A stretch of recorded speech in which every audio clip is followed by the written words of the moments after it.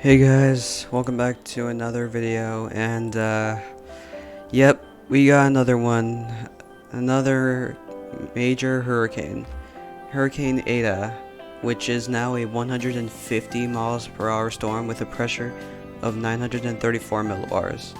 It beat Laura's pressure, which was 937, I think, and Laura had 150 mile per hour winds. There is a hurricane hunter inspecting this storm now, so we'll see if this will become a possible Category 5 hurricane, which will be the first one, and will continue the trend from 2016, I believe, 2017, 18, 19, and this one. I mean, it's 2020. What do you expect?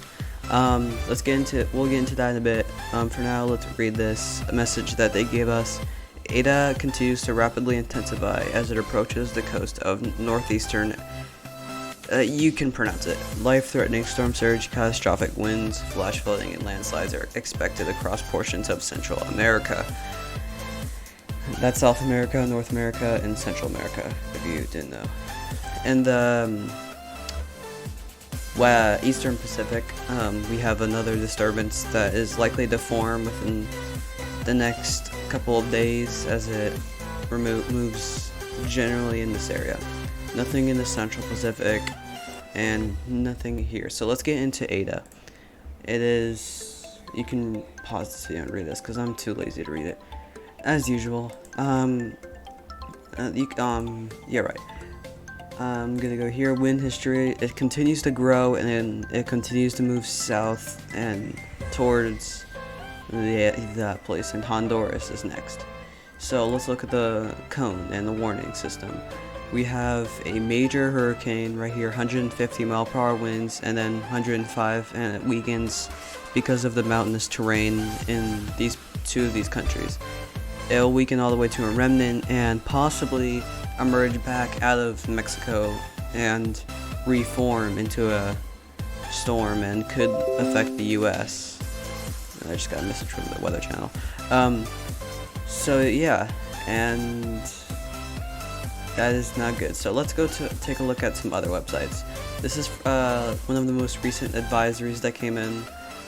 It continues to rapidly intensify, and this guy posted that it is 150 miles per hour, pressure of 934 millibars, 7 miles per hour away from a Category 5, which is insane. And if you want to go here, just go to @National Hurricane Center _Atlantic. Let's go look at the Weather Underground's tracks for the storm. So formerly it was a tropical storm and then blew up into a Cat 4. It is forecasted to become a Cat 4 to Cat 2 and then weaken a bunch and then eventually get out in the Caribbean and reform, like I said. Or it'll die out in Mexico. Most of the models, however, are suggesting that it goes either through the Bahamas or in the Gulf of Mexico and hitting Florida. So if it does happen to stay in place and re-strengthen, Florida will most likely be impacted. So let's go remove both of these websites and let's go look at the local forecast. Tomorrow is election day, so tomorrow it's going to be relatively quiet. Let's get into the chart. Let's look at here. Freeze warnings are in effect for North Carolina and everywhere elsewhere.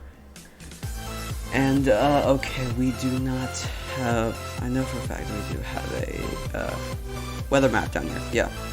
So today, if we can load, it's mostly going to be quiet other than like affect snow over in the northeast.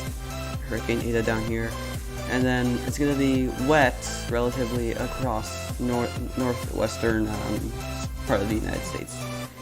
And then that's election day. And then on Wednesday we have some storms in the northwest, otherwise in the Keys. Otherwise, most of the country stays pretty quiet. If you enjoyed, goodbye.